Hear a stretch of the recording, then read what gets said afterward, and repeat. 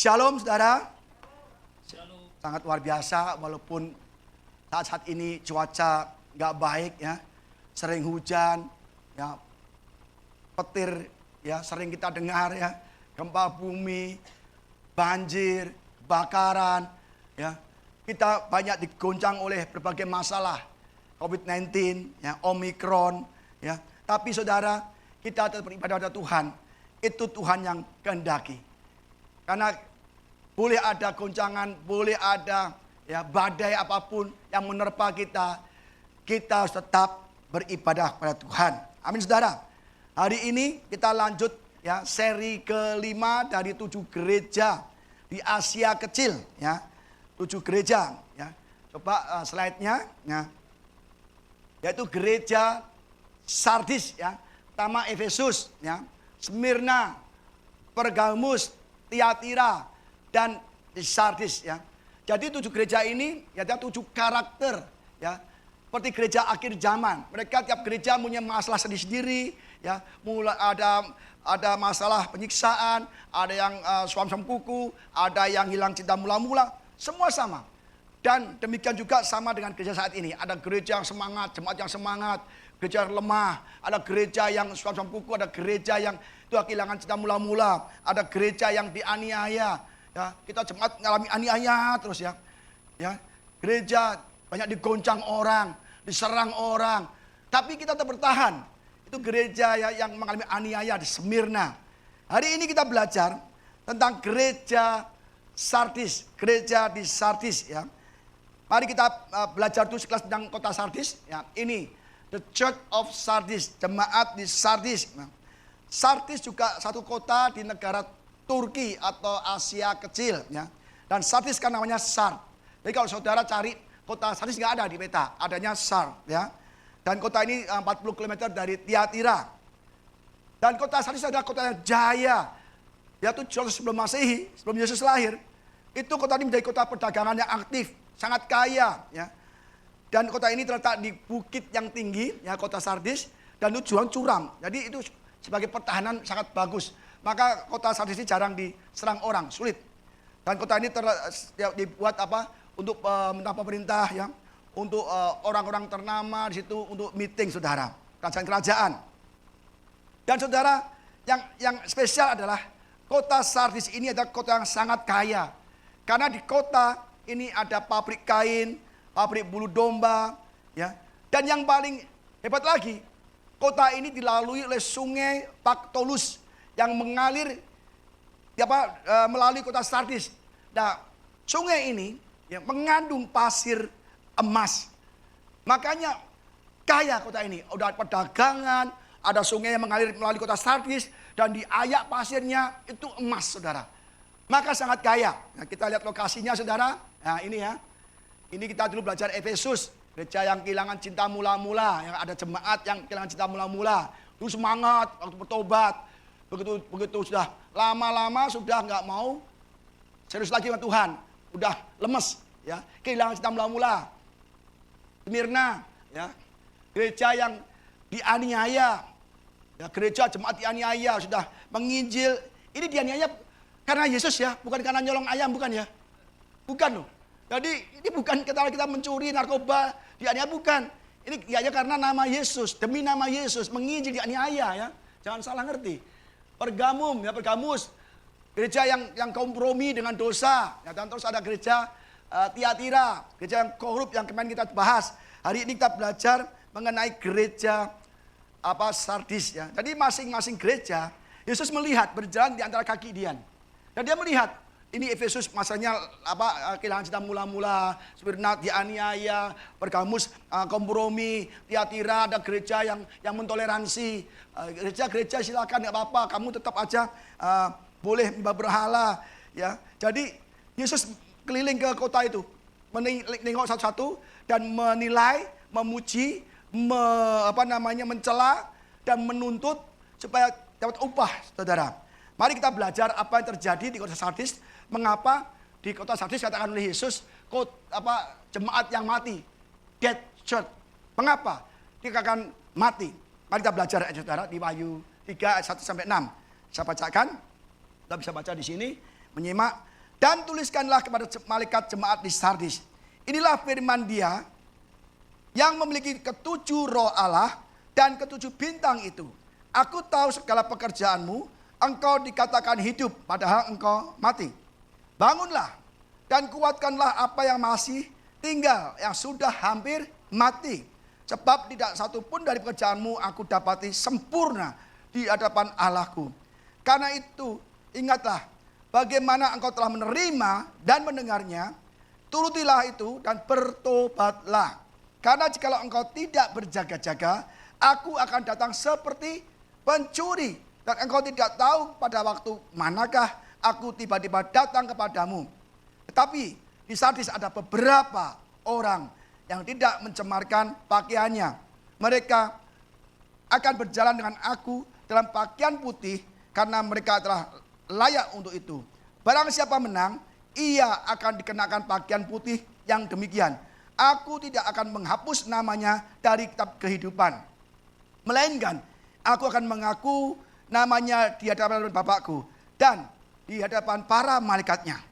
Siapa bertelinga, hendaklah ia mendengarkan apa yang dikatakan Roh kepada jemaat-jemaat. Saudara, ini penting sekali saudara. Banyak jemaat yang mati saudara. Dikatakan Sardis mati. Pak, mati apanya? Imannya. Kita lihat saudara. Dan tuliskanlah kepada malaikat jemaat di Sardis. Inilah firman Dia yang memiliki ketujuh roh Allah dan ketujuh bintang. Aku tahu segala pekerjaanmu. Engkau dikatakan hidup padahal engkau mati. Ketujuh roh Allah. Ya. Kita belajar apa itu ketujuh roh Allah. Ketujuh roh Allah itu ada di Wahyu 1 ayat 20. Dia yang memegang ketujuh roh Allah dan ketujuh bintang. Ya, ada di Wahyu 1 ayat 20. Malaikat.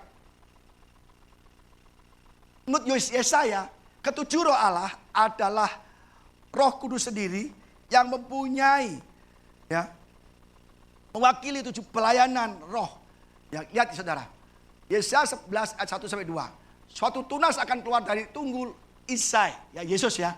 Dan taruk yang akan tumbuh dari pangkalnya akan berbuah. Roh Tuhan akan ada padanya. Roh Allah, Roh Kudus ada pada Yesus, ya.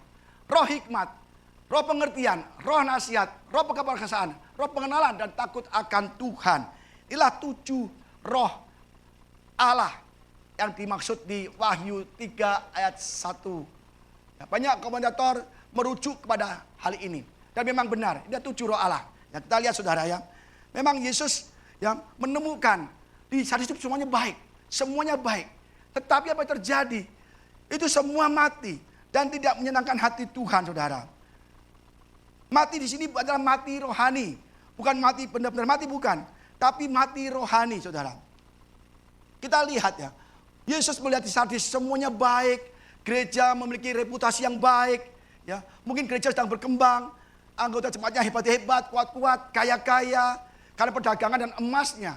Ya, mungkin mereka aktif di komunitas. Tapi melihat di Sardis ini adalah gereja yang mati. Apa arti mati? Kenapa mati? Dia beribadah, mereka hebat, gerejanya gede.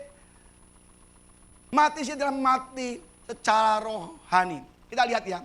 Kejadian 2 ayat 17. Tetapi pohon pengetahuan tentang yang baik dan yang jahat itu, janganlah engkau makan buahnya. Sebab pada hari engkau memakannya, pastilah engkau mati. Allah berkata kepada Adam, kalau engkau makan buah yang kularang kau makan, engkau akan mati. Tetapi apa yang terjadi? Ketika Adam makan buah itu, cuma Hawa, mati enggak? Enggak mati. Dia tetap sehat. Terus mati apa Pak? Mati artinya terputus dari Allah. Terputus dari hadrat Allah. Terputus dari penyediaan Allah yang sempurna di Taman Eden. Tapi secara fisik gak mati. Maka Adam masih berumur sampai 930 tahun. Lalu Allah berkata, pada hari engkau memakannya, pastilah engkau mati. Tidak mati secara fisik, tapi mati secara rohani. Hubungan dengan Tuhan terputus. Di situ Adam mulai hidupnya berpeluh-peluh. Mencari makan, ya, bekerja yang dihasilkan onak duri. Perempuan melahirkan dengan sakit, ya, dengan sakit sekali, penderitaan. Itulah mulai penderitaan manusia. Tapi secara jasmani dia nggak mati. Maka kita kadang-kadang di gereja seolah kita bergereja, memuji, nyembah Tuhan, tetapi kita ternyata mati. Inilah kematian rohani kita, saudara. Ya. Jadi demikian juga di Sardis, Yesus melihat, ya kan?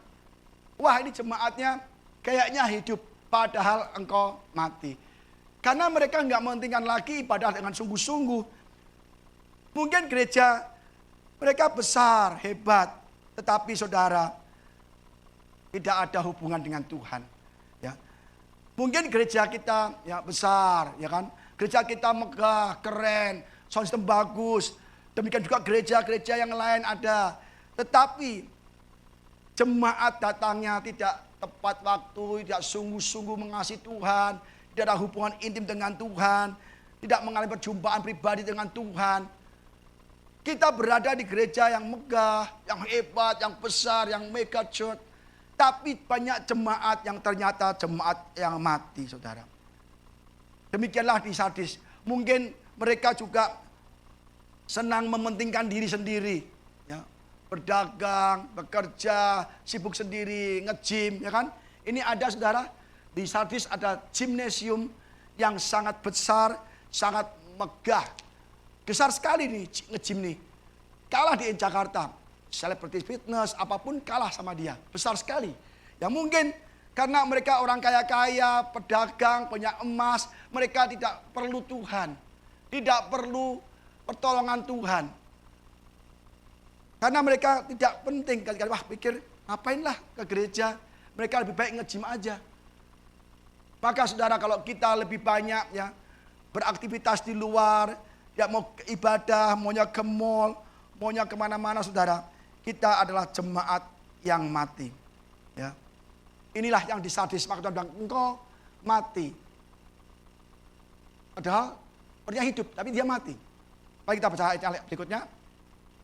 Inilah jemaat akhir zaman, jemaat yang kayaknya hidup tapi mati.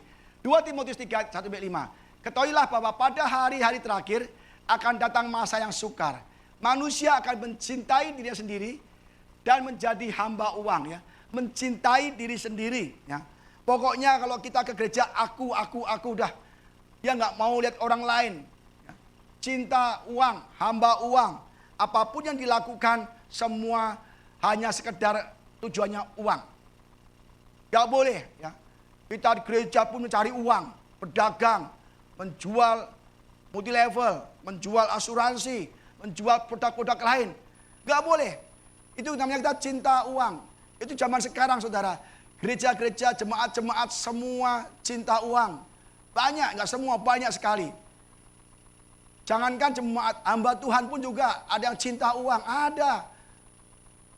Itu menjadi jemaat atau gereja yang mati. Mereka akan membual, menyombongkan diri, ya kan? Lebih banyak ngomong yang gede-gede, ya nggak ngomong firman, ngomongnya gede-gede, ya kan? Saling menyombongkan diri. Ya, apalagi banyak di sosmed orang pamer kekayaan, ya kan? Mereka akan menjadi pemfitnah. Memfitnah, banyak orang memfitnah satu dengan yang lain. Difitnah, akhirnya pecah, akhirnya tidak pada mau ke gereja. Jadi jemaat-jemaat sekarang, saudara, itu banyak yang kelihatannya hidup, ternyata di mata Tuhan itu mati. Ya. Berontak terhadap orang tua. Nah, tidak tahu berterima kasih, tidak memperdulikan agama. Ya. Banyak anak-anak yang berontak dari orang tua, ya, tidak mau tunduk lagi, taat lagi. Dulu waktu saya masih kecil, itu kalau orang tua takut, hormat, ya kan? Hormat banget, takut banget. Sekarang anak-anak berani marah orang tua, berani ngatur, berani membantah, ya, berani marah orang tua. Bahkan anak-anak bisa membawa orang tua ke panti jompo. Banyak, saudara. Anak-anak sekarang udah kayaknya tidak taat lagi, tidak mengasihi lagi orang tua. Kenapa? Mereka banyak sekali hal-hal yang menekan hidupnya, susah, gampang emosi, gampang marah. Maka berani yang berontak terhadap orang tua. Maka orang tua harus juga berdoa sama Tuhan, sungguh-sungguh beribadah. Supaya anak kita dijamah Tuhan dan tidak berontak terhadap orang tua, tapi mengasihi orang tua. Ya. Banyak, saudara, banyak sekali. Saya lihat jemaat-jemaat ya, anaknya yang nggak karuan, tidak menghiraukan orang tuanya sakit, nggak ditengok, nggak diurusin. Aduh kasihan saudara, jadi kasihan sekali. Padahal orang tua kerja untuk anak, ya kan? Orang tua punya rumah, punya mobil, punya harta, semua kan diberikan anak. Tapi anak nggak peduli lagi sama orang tua. Dia sibuk sendiri kemana-mana saudara. Inilah jemaat-jemaat sekarang. Dia ke gereja, rajin ke gereja, pelayanan, tapi dia tidak menghormati orang tua. Dan tidak peduli agama lagi. Tidak memedulikan agama. Dia agama dianggap seperti KTP aja lah. Agamanya apa? Kristen. Tapi hatinya tidak Kristen. Ini dikatakan jemaat mati. Walaupun dia hidup, saudara. Tidak tahu mengasihi. Nah, sekarang sudah jarang ada kasih lagi. Saling serang, saling berantem, saling gesek-menggesek, saling menghasut. Gak ada kasih. Tidak mau berdamai. Ya. Mudah berantem, damai pun gak mau. Tidak membawa perdamaian. Suka menjelekkan orang. Nah ini suka menggosip. Zaman sekarang gereja-gereja banyak di dalam itu gosip saja. Ya. Tidak yang mendorong untuk perbaikan, tapi gosip untuk menjatuhkan, untuk menyerang orang. Ya. Tidak dapat mengekang diri, ya. Gampang emosi, garang, tidak suka yang baik. Suka mengkhianat, ya. Berkhianat, tidak berpikir panjang. Banyak berkhianat. Jemaat-jemaat sekarang, orang-orang sekarang, bekerja pun berkhianat. Berkhianat pada majikannya. Sudah tahu kerja dengan majikannya, masih menawarkan barang kompetitor perusahaan di mana kita bekerja. Gereja juga demikian, banyak orang berkhianat. Ya. Yudas Iskariot juga berkhianat. Ya kan? Dia sepertinya Yesus. Dia kayaknya hebat, punya kuasa untuk mengusir setan-setan. Tapi dia berkhianat. Tidak berpikir panjang, tidak tahu. Lagi lebih menuruti hawa nafsu daripada menuruti Allah. Secara lahirlah mereka menjalankan ibadah mereka, tapi hakikatnya mereka memungkiri kekuatannya. Jauhilah mereka itu. Jauhilah mereka itu. Jadi saudara, banyak kita ke gereja, tetapi kita tidak melakukan firman Tuhan. Kayaknya hebat, waduh rajin ke gereja, aduh shalom, haleluya. Dan kayaknya tuh kita tuh rohani banget, kayak malaikat. Tetapi itu yang lihat manusia. Tapi hati manusia, siapa yang tahu? Kita harus lihat buahnya saudara. Maka saudara kalau kita pelayanan di sini ya, saya kadang-kadang tidak lihat hanya skillnya, karunianya, tapi juga hatinya, karakternya. Apakah benar-benar mengasihi Tuhan? Kalau kita mengasihi Yesus, ibadah sungguh-sungguh, ya ibadah dengan baik, ya dengan percaya Tuhan, maka ketika kita melayani Tuhan, mungkin main musik, mungkin kolektan, mungkin apapun, atau mungkin WL pun, itu sekali nyanyi, itu banyak urapan saudara. Ya Tuhan minta kita. Jadi apa yang dilihat Tuhan, itu tidak sama dengan yang dilihat manusia. Ayat 2, bangunlah dan kuatkanlah apa yang masih tinggal, yang sudah hampir mati. Sebab tidaklah satupun dari pekerjaanmu aku dapati sempurna di hadapan Allahku. Ngeri sekali. Di Sardis semua jemaat, ya, hampir semua jemaat dikatakan tidak satupun dari pekerjaanmu yang aku dapati sempurna. Jadi mereka benar-benar tidak melakukan ibadahnya dengan baik, dengan benar-benar takut akan Tuhan, hidup sesuai dengan firman Tuhan. Tapi Yesus ngomong, apapun yang kau kerjakan, ya, tidak aku dapati sempurna di mataku. Bangunlah, kuatkanlah apa yang masih tinggal, yang sudah hampir mati saudara. Jadi di Sardis ini mengerikan sekali.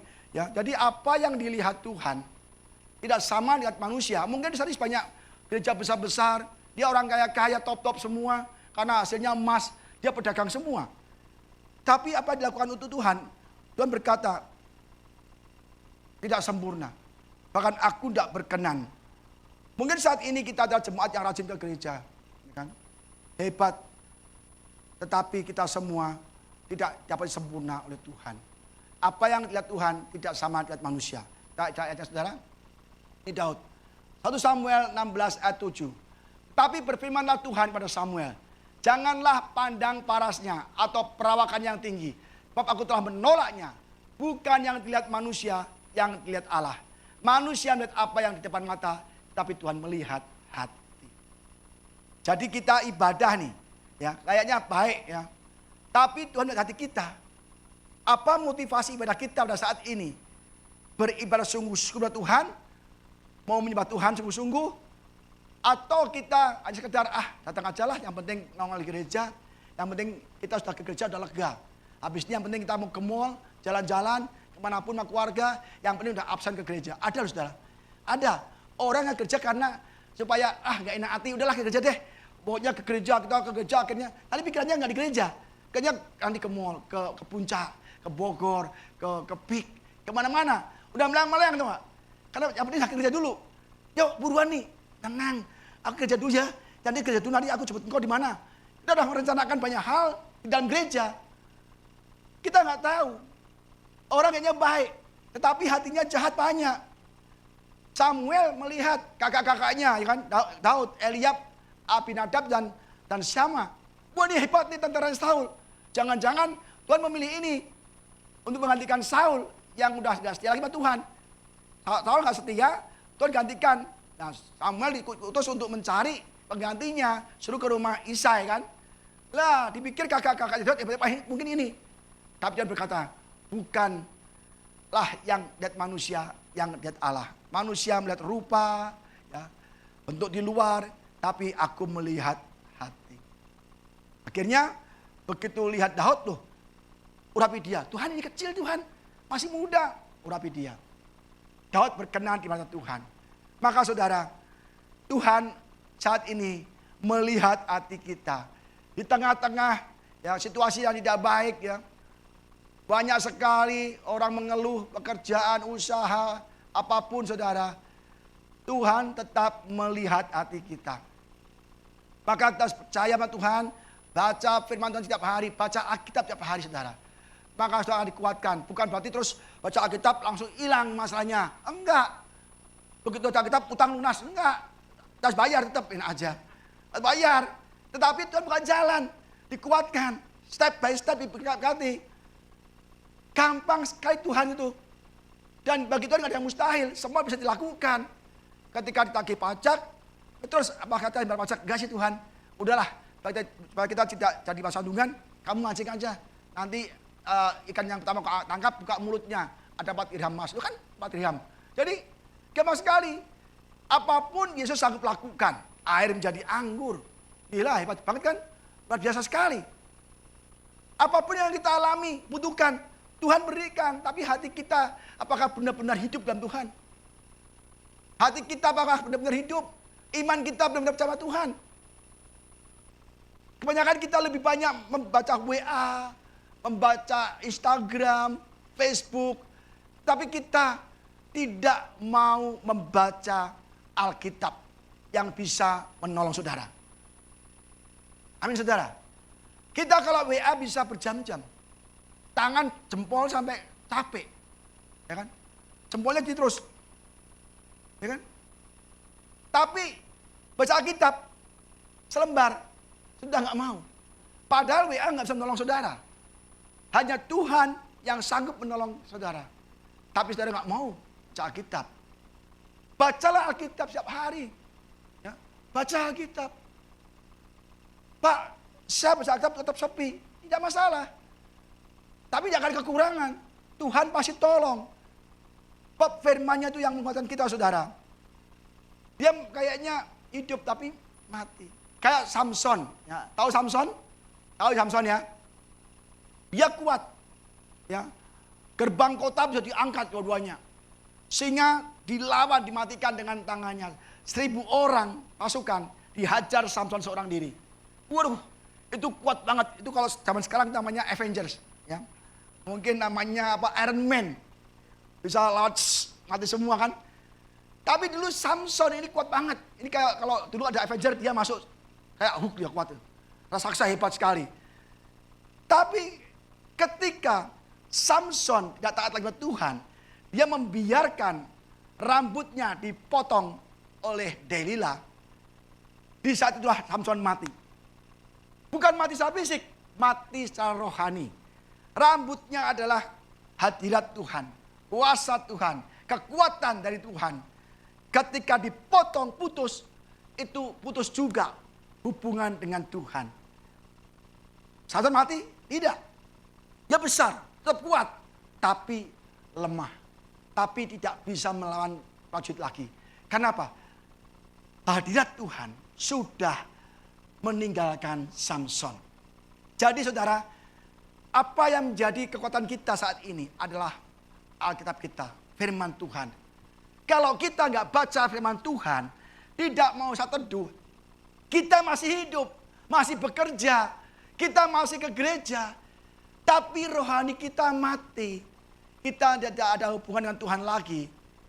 Dan kita akan dihukum Tuhan. Amin saudara. Mari kita harus benar-benar mulai buka atau kita buka tapi baca. Jangan buka aja tutup lagi, jangan. Baca. Habis baca sudah renungkan teman Tuhan. Ada rema, bikin renungan ke grup. Renungan di grup. Jangan ada copas-copas.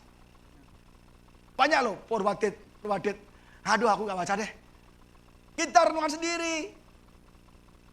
Kalau nggak bisa, sebisa kita. Misalnya, Tuhan Yesus baik hari ini. Aku boleh hidup, boleh sehat, amin. Selesai. Gampang kan, nggak usah terlalu panjang-panjang. Kecuali saudara bisa memahami seluruh ayat itu bisa panjang, saudara. Ya, jadi Samson udah putus hubungan dengan Tuhan dan dia mati secara rohani. Akhirnya dia mati beneran. Nggak kuat, akhirnya dia mati karena dia tiangnya roboh semua, saudara. Jadi demikianlah jemaat Sardis. Mereka kayak hebat-hebat, itu banyak luar biasa, kaya-kaya, gagah-gagah. Tetapi di mata Tuhan itu cepat mati.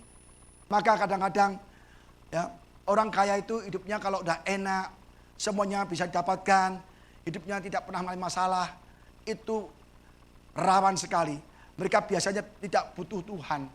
Ya kan? Kaya kok, semuanya bisa. Butuh apa bisa, butuh mobil, rumah bisa. Apapun dia nggak masalah. Dan disitulah lemahnya orang yang tidak pernah ada masalah. Akhirnya apa? Ibadah. Nah, ibadah dia rohnya mati. Mungkin di ibadah dia ngatur. Nih, dijaku dana ini. Mengatur seenaknya. Tidak mau taat pada peraturan gereja. Bisa, itu rohnya udah mati. Dia kaya tapi mati, saudara. Maka berbahagialah kita semua yang mengalami berbagai pencobaan dan penderitaan. Pak, kok berbahagia sih Pak? Berbahagia itu terima uang. Gangdau duit, itu bahagia. Masa jatuh dalam berbagai pencobaan bahagia? Kata firman Tuhan, berbahagialah orang yang jatuh ke dalam berbagai penderitaan, cobaan. Karena di dalam kelemahan kita, di dalam masalah kita, kuasa Tuhan sempurna. Artinya apa saudara? Ketika kita ada masalah, kita mencari Tuhan. Ada masalah, baca Alkitab. Kenapa ada masalah? Mengapa Tuhan izinkan ada masalah? Yosafat, Raja Yehuda, dikeroyok, diserang 3 bani. Wah, gak bisa. Yosafat kita mati. Kita kalah. Apa kata Yosafat? Tuhan, laskar-laskar besar menyerang hambamu. Kami lemah, tidak bisa menolong, tidak bisa menang. Tapi mata hambamu, mataku tertuju pada Tuhan. Wih keren. Begitu Yosafat, dia takut Tuhan. Langsung ada orang dihinggapi roh Allah. Yosafat, Tuanku Rajaku, jangan takut, jangan gentar dengan laskarnya besar. Karena bukan engkau yang berperang, tapi Tuhan yang berperang. Waduh saudara, kalau kita ada masalah, kita harus mencari Tuhan dengan sungguh-sungguh. Karena saudara, banyak orang-orang di gereja ini kehilangan iman, kehilangan semangat hidup, semangat beribadah. Maka begitu ada masalah, gampang lemah, gampang kita tuh hancur saudara. Ya, jadi kita harus mulai bertobat, ya bangunlah. Kita saat ini sedang tidur, rohani kita bangun. Yesus menegur kita saudara, ya. Jangan bangun tidur lagi. Jangan. Bangun, ya. Yang kehilangan cinta bola bangun, semangat. Ibadah sungguh-sungguh. Jangan tidur lagi saudara. Banyak orang jemaat Tuhan tidur di gereja, tidur rohaninya, tidur imannya, bahkan tidur di gereja juga. Bangun, jangan tidur lagi. Kayak lagunya sama sih? Mbah Surip. Bangun tidur, tidur lagi. Bangun lagi, tidur lagi. Bangun, tidur lagi. Waduh. Ya, saudara kalau lagunya Mbah Surip bisa hafal loh. Tapi kalau puji-pujian nggak hafal loh, awas loh. Tuhan marah. Ini mati, ini hidup tapi mati katanya lah. Kita celahkan nanti saudara. Kita kalau lagu-lagu dunia bisa apa? Tapi lagu-lagu gereja nggak hafal. Mulai sekarang saudara, kita kalau di rumah ya, di toko ya, nyanyi lagu-lagu rohani ya, biar imannya bangkit ya. Amin saudara. Yuk kita, jadi Yesus menyatakan dirinya, kita benahi ya, jangan sampai kita terus lemah ya. Ini di Efesus, Yesus menyatakan dirinya dari Dia yang memegang ketujuh bintang itu di tangan kanannya dan berjalan di antara ketujuh kaki emas. Jadi Yesus berjalan di antara kaki Dia di 7 kota itu. Dia menyatakan dirinya lain dengan yang kota lain, tergantung dari masalah itu sendiri ya. Di Efesus yang kehilangan cinta mula-mula, Yesus mengatakan, akulah memegang 7 bintang, 7 jemaat ya, 7 Tuhan, 7 malaikat gereja, dan 7 kaki Dian adalah 7 jemaat. Di Smyrna yang jemaatnya mengalami aniaya, Yesus menyatakan, aku dari yang awal dan yang akhir, yang telah mati dan hidup. Semangat, walaupun kamu mati di aniaya, tapi kamu akan hidup. Di Pergamus ya, yang kompromi dengan dosa, Yesus mengatakan, Dia yang memakai pedang yang tajam dan bermata 2. Artinya kalau kamu kompromi dengan dosa, aku bawa pedang, aku akan menghukum engkau. Di Tiatira yang ada toleransi dengan dosa, dia aku anak Allah yang matanya bagaikan nyala api dan kakinya bagaikan terbakar. Di Sardis, inilah firman Dia yang memiliki ketujuh roh Allah dan ketujuh bintang itu, saudara. Apa artinya tadi? Roh Allah adalah roh Tuhan atau roh kudus, roh hikmat, roh pengertian, roh nasihat, roh keperkasaan, roh pengenalan akan Tuhan, roh takut akan Tuhan. Tadi saya mengatakan ya, sudah ada ayatnya tadi saudara. Jadi kita harus benar-benar mulai belajar. Ayat ketiga, karena itulah ingatlah bagaimana engkau telah menerima dan mendengarnya. Turutilah itu dan bertobatlah. Karena jikalau engkau tidak berjaga-jaga, aku akan datang seperti pencuri, dan engkau tidak tahu pada waktu manakah aku tiba-tiba datang kepadamu. Saudara, ya, Yesus mengatakan, ya, peganglah, terimalah dan dengar, turutilah, supaya kita tidak boleh lepas, saudara. Jadi maksudnya apa yang harus kita, yang telah kita terima dan mendengarnya, yaitu firman Tuhan. Kita lihat 2 Timotius 1 ayat 13-15, peganglah segala sesuatu yang telah engkau dengar daripadaku. Ya, ini firman Tuhan ya dari Paulus ke Timotius sebagai contoh ajaran yang sehat, dan lakukanlah itu dalam iman dan kasih dalam Kristus Yesus. Peliharalah harta yang indah yang telah dipercayakan pada kita oleh Roh Kudus yang diam di dalam kita.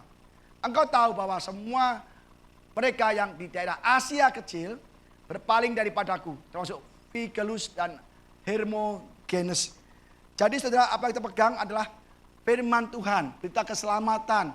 Firman Tuhan kita pegang, terima, pegang. Sebab kalau kita nggak pertahankan iman kita, pegang kita punya keselamatan, maka kita Tuhan datang, kita akan ada masalah besar. Dan Tuhan datangnya seperti pencuri. Maka sebelum kita dipanggil Tuhan datang kepada kita secara pribadi. Mari mulai hari ini kita belajar firman Tuhan. Renungkan siang dan malam. Kita bertobat dari hidup kita yang lama, hidup dalam dosa, hidup yang jahat. Kita bertobat. Jadi Tuhan akan merubah, akan tidak menghukum kita lagi. Kita tahu kisah kasus Niniwe. Niniwe kota besar, hebat, kaya. Tapi Tuhan mau menghancurkan, menunggang balikan kota Niniwe. Karena dosa-dosa mereka sudah terlalu parah. Tapi apa kata Tuhan? Tuhan mengirim Yunus ke Niniwe supaya untuk bertobat. Ketika Yunus ke Niniwe, bertobatlah. Kota ini akan ditunggang balikan oleh Tuhan. Langsung seluruh kota Niniwe bertobat. Raja, rakyat, dia berpuasa, bertobat. Dan Tuhan akhirnya tidak menghukum kota Niniwe. Jadi saudara, kita tidak boleh berkeras kepala. Hari ini kita belajar hal sangat penting. Kita harus benar-benar mulai hari ini. Kita mulai berdoa, Tuhan ampuni aku Tuhan.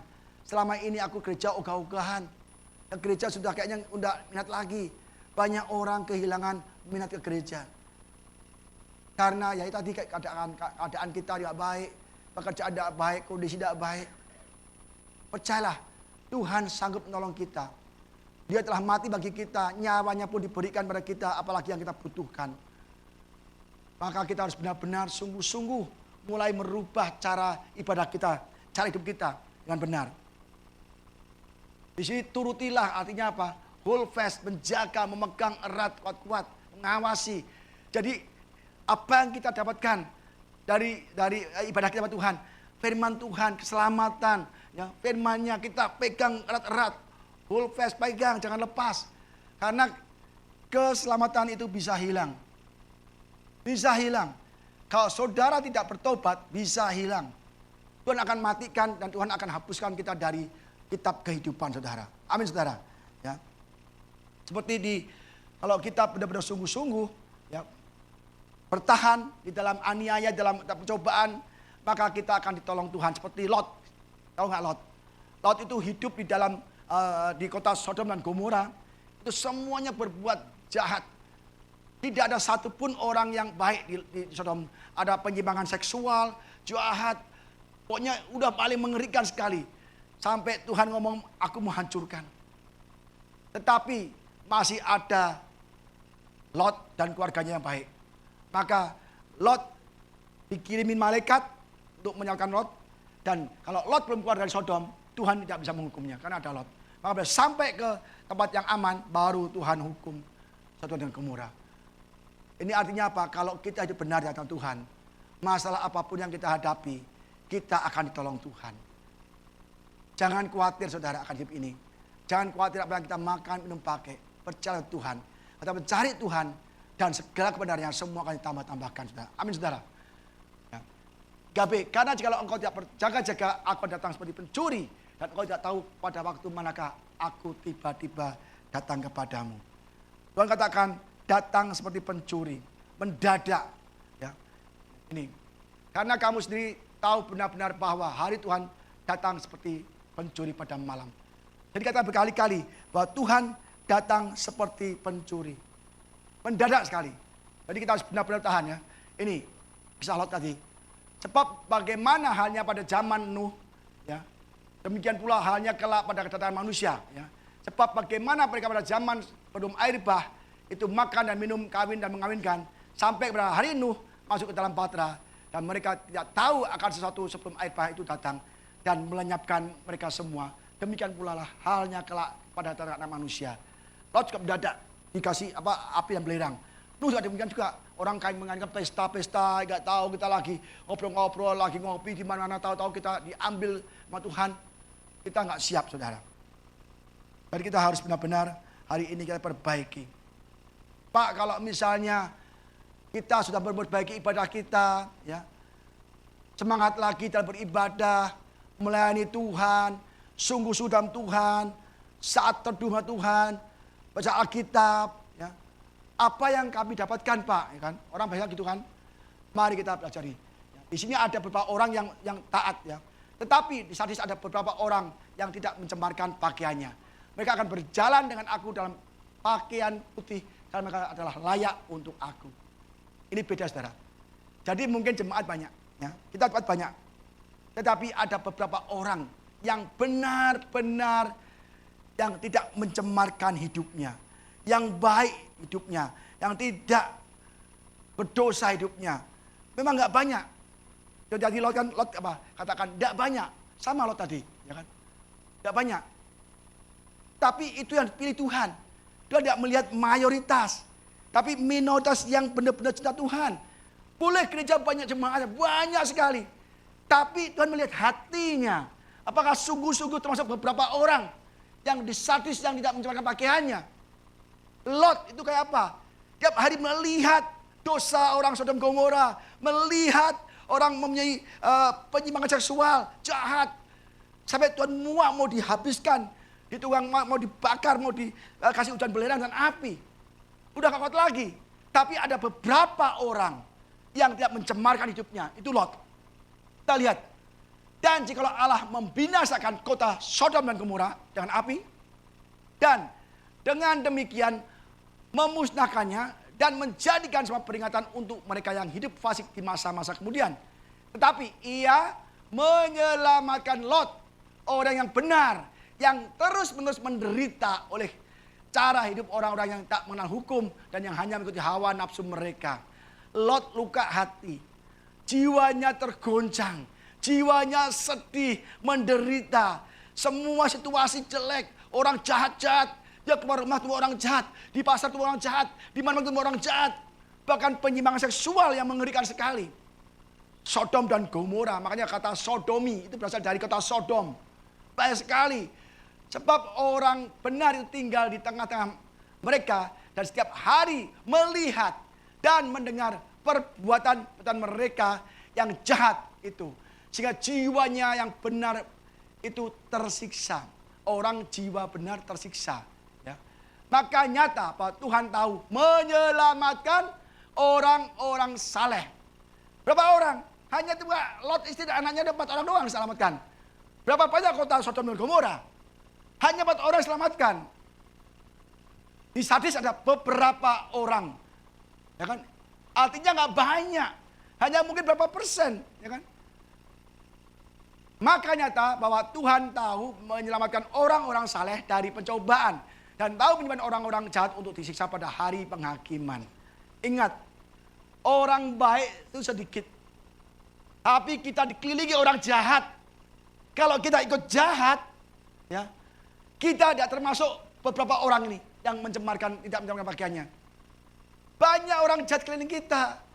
Kita jangan terpengaruh, jangan terhasut. Banyak orang menghasut kanan kiri, dihasut supaya berantem, jangan. Lebih baik kita diam saja. Kalau kita terhasut emosi, nanti kita akan ikut dosa, ikut tingkah laku mereka. Maka lebih baik jauhi orang yang berbuat jahat, jauhi. Jangan sampai kita ikut berbuat jahat karena mereka. Kita rugi, saudara. Kita lihat orang kusta, 10 orang kusta. Berapa orang yang baik sama Tuhan, yang terima kasih?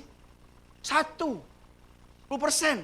Bayangkan, 9 itu orang Yahudi, yang 1 orang asing. Orang asing sendiri masih diselamatkan.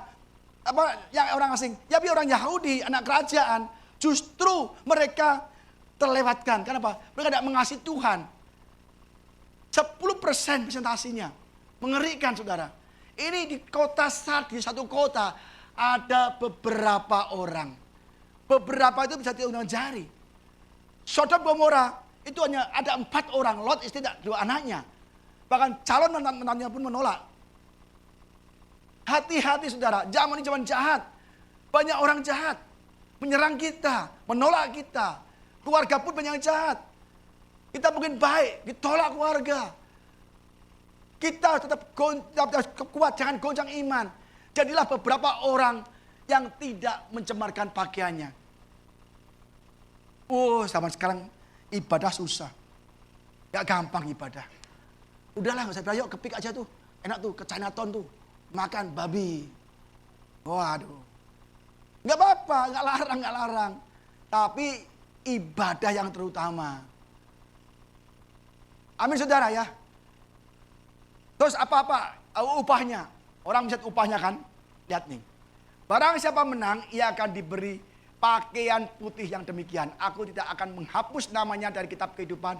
Melainkan aku mengaku namanya di depan dengan Bapakku dan di hadapan para malaikatnya. Ada 3 yang kita garis bawahi. Ya. Dikenakan pakaian putih. Ya. Zaman dulu pejabat Romawi biasanya mengenakan pakaian putih di festival keagamaan sebagai simbol kehormatan tinggi. Pakaian putih simbol kehormatan tinggi. Ya. Melambangkan kehormatan, kemunian dan juga kebenaran. Apa kata Yesaya tentang pakaian putih, pakaian Yesaya 61 ayat 10a? Aku akan sangat bersukacita di dalam Tuhan. Jiwaku akan bergembira karena Allahku. Karena Dia telah mengenakan padaku pakaian keselamatan. Dia telah menutupi aku dengan jubah kebenaran. Pakaian putih adalah jubah kebenaran. Ya, pakaian keselamatan yang diberikan pada kita yang tidak mencemarkan hidup kita di tengah-tengah bangsa yang bego ini, saudara. Mengerikan. Saya kalau lihat jemaat-jemaat Tuhan saat ini, aduh mengerikan. Hidupnya, aduh Tuhan. Aku kadang-kadang doa kasihan Tuhan. Udah mati bagi manusia, mati bagi kita. Kita di hidup itu, hidupnya itu gak karuan. Ibadah gak karuan. Pelayanan berantem terus. Apa yang dicari itu loh, saudara? Apa yang dicari itu loh? Maka saya udah gak peduli lagi. Berapapun yang hadir saya gak peduli lagi. Saya mau benar-benar yang hadir ini akan saya kasih firman Tuhan. Saya akan belajar firman Tuhan yang saya bagikan. Apa artinya itu saudara? Jubah putih ada jubah kehormatan bagi kita. Yang dikenakan bagi kita. Kalau kita benar-benar menjadi beberapa orang yang tidak mencemarkan hidup kita di dunia ini yang jahat ini. Ingat, jangan ikut-ikut orang jahat. Kedua, aku tidak menghapus namanya dari kitab kehidupan. Waduh, saudara kaya raya, pandai, jabatan tinggi, khotbah di mana-mana, kalau namanya tidak tercatat di buku kehidupan, percuma saudara, percuma. Karena kalau kita nama kita tidak tercatat di buku kehidupan, kita dilemparkan ke api neraka. Jadi nanti yang masuk surga tidak banyak. Tidak banyak, hanya beberapa orang yang disadis ya. Yang tidak mencemarkan. Mungkin di sini banyak sekali. Tapi hanya beberapa orang yang sungguh-sungguh mengasihi Tuhan. Sungguh-sungguh beribadah Tuhan. Hanya orang yang berbuat dosa yang namanya dihapus Tuhan. Yang jahat yang dihapus Tuhan. Tapi kalau kita termasuk beberapa orang yang ya, cemar, hidup kudus, cinta Tuhan, ya, maka nama kita akan tetap tertulis di buku kehidupan. Kata Musa nih ya, Tuhan kepada Musa. Tapi Tuhan berfirman kepada Musa, siapa yang berdosa kepadaku, nama orang itulah yang akan kuhapuskan dari kitabku. Ingat, kalau kita yang berdosa tidak sungguh-sungguh pada Tuhan, nama kita yang akan dihapuskan dari buku kehidupan. Amin saudara. Hidup kita nggak lama, ingat. Hidup kita nggak lama. Banyak artis-artis yang masih muda-muda, kena stroke, darah tinggi, jantungan, kecelakaan. Ya kan? Kita nggak tahu kapan kita mati. Kita nggak tahu cara kita mati tidak masalah. Kapan kita mati, cara kita mati nggak masalah. Yang penting kita harus pasti tahu di mana kita setelah mati. Apakah nama kita masih di buku kehidupan? Atau saat kita mati ternyata nama kita sudah dihapus Tuhan. Karena saat waktu kita hidup dosa jahat, dosa jahat, dosa jahat. Kita mati, loh Tuhan kok namamu gak ada? Loh namamu sudah aku hapus kemarin-kemarin waktu kamu mencuri ayam. Kan repot buat dosa, selingkuh, udah aku coret. Itu loh saudara. Ya jadi hati-hati, jangan dipikir kita hamba Tuhan tidak berbuat dosa. Banyak hamba Tuhan berbuat dosa, banyak. Banyak, cuman gak kelihatan. Gak kelihatan, tapi Tuhan melihat. Hamba Tuhan kalau berbuat dosa, itu Tuhan catat tuh. Namanya bisa dihapus dari kitab kehidupan tuh. Hebat, kayaknya hidup, tapi kamu mati. Mati secara rohani, putus hubungan dengan Tuhan. Ya, maka kita jangan terhasut. Ketiga, kita diakui, nama kita diakui ya. Di hadapan Bapa dan di hadapan para malaikat di surga. Nanti kita diadilin, ya, Tuhan bersama kita. Diakui ini Richard, bapakku, dia baik, pelayannya bagus. Ini Pak Cetro luar biasa sekali. Ini Bu Kesia, wah ini biasa sekali. Dan ini semua dasar sekali waktu ibadah sungguh-sungguh. Kalau di rumah baca Alkitab, berdoa, menolong orang. Ya, ibadahnya tidak pernah putus-putus, ya kan? Semangat tidak pernah kecewa, tidak pernah bersungut-sungut. Nama kita diakui di depan Bapa dan para malaikat di surga. Kalau kita berdosa terus, Tuhan namaku mana? Oh gak ada nama kamu, siapa? Gak ada. Repot saudara, diakui nama kita di depan Bapakku dan di depan para malaikat. Di-announce, loh Bapak di surga, dengar semua malaikat, ini orang yang mencemarkan pakaiannya waktu di dunia. Dunia bengkong, keras hati, jahat, tapi dia tetap sungguh-sungguh dalam Tuhan. Diakui kita. Ya. Kita lihat nih. Matius 32:33. Setiap orang yang mengakui aku di depan manusia, aku juga akan mengakuinya di depan Bapakku yang di surga. Barang siapa menyangkal aku di depan manusia, aku juga akan menyangkal di depan Bapakku yang di surga. Jelas. Kalau kita menyangkal Tuhan karena keuangan, pekerjaan, bisnis, pasangan hidup menyangkal Tuhan, ingat, Tuhan akan menyangkal kita. Tuhan akan menyangkal kita. Kalau kita mengakui Tuhan dan setiap langkah laku kita, pekerjaan kita, bisnis kita mengakuinya, artinya kita bekerja dengan benar, memuliakan Tuhan, tidak menyangkal nama Tuhan, Lebih baik kita kehilangan pekerjaan atau bisnis atau rezeki atau gangdau daripada kita menyangkal Tuhan. Banyak orang karena bisnis menyangkal Tuhan, ke dukun, paranormal, cari pesugihan. Itu sudah menyangkal Tuhan. Kita menyangkal Tuhan. Bisnisnya rame, nggak ke gereja, itu menyangkal Tuhan. Dan kita kelak kalau mati, Yesus tidak mengakui kita di hadapan Bapaknya dan depan malaikat. Lihat nih. Mengaku namanya di hadapan Bapakku dan di hadapan para malaikatnya. Saudara, saya katakan lagi, hidup kita tidak lama. Jangan menyangkal Tuhan. Karena pekerjaan sepi, kita tidak ibadah, dan sepi, kita ke dukun, ke paranormal. Jangan. Tidak boleh. Nanti kita akan mati. Jadi Yesus itu memberikan upahnya, ya, masing-masing gereja beda.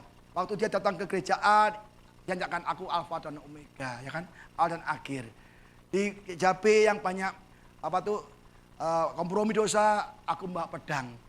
Jadi dia menyatakan dirinya masing-masing beda dari gereja-gereja lain. Juga upahnya berbeda. Kita lihat upahnya masing-masing ya.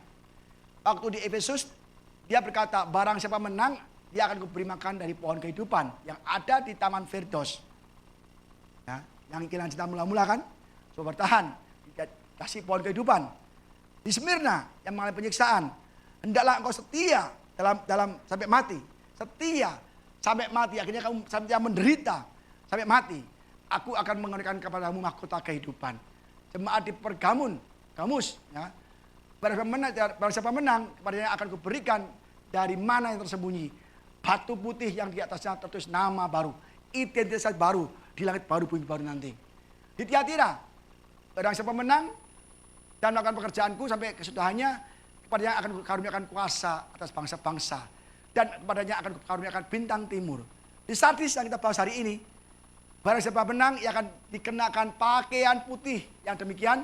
Aku tidak akan menghapus namanya dari kehidupan, dan melainkan aku akan mengaku namanya di hadapan Bapakku dan di hadapan para malaikatnya. Jadi masing-masing gereja lain masalahnya, ya, lain pujiannya, lain kecamannya, lain tuntutannya, lain juga upahnya. Kita kalau jemaat juga ada yang kita mungkin saat ini si A suam-suam kuku, si B kehilangan cinta mula-mula, harus semangat, si C banyak penderitaan, si D yang saat ini ibadah tapi kompromi dengan dosa, pergi ke dukun, memberhalakan uang, pekerjaan, bisnis, apapun, kan, keluarga. Mungkin si C saat ini juga mengalami kayaknya rajin ibadah, tapi hatinya mati, udah nggak semangat lagi pada Tuhan. Dan itu masing-masing berbeda dan upahnya pun berbeda, saudara.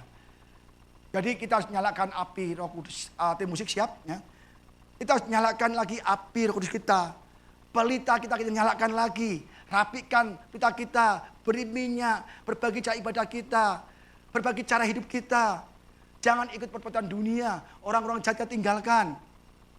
Jangan sampai kita ikut dihukum. Amin, saudara. Jadi kita benar-benar mulai hari ini minta Roh Kudus untuk memimpin hidup kita. Roh Kudus, tolong pimpin aku lagi. Aku sudah lemah, udah gak semangat ibadah, gak semangat pelayanan, gak semangat baca Alkitab, gak semangat memuji Tuhanmu lagi. Roh Kudus, tolong aku. Nah, kita mulai doa, minta Roh Kudus mengurapi kita, supaya kita mulai semangat lagi, berapi-api lagi. Kita kembali cinta mula-mula, kembali semangat walaupun kita menderita, kita kembali tidak toleransi dengan dosa, kita kembali tidak kompromi dengan dosa, dan kita kembali seperti Sardis, kembali hidup, bangun dari iman yang mati. Maka kita akan menerima bagian putih, keselamatan, dan nama kita akan tetap ditulis di buku kehidupan, dan nama kita diakui Yesus di depan Bapa dan para malaikatnya. Mari kita bangkit berdiri, saudara.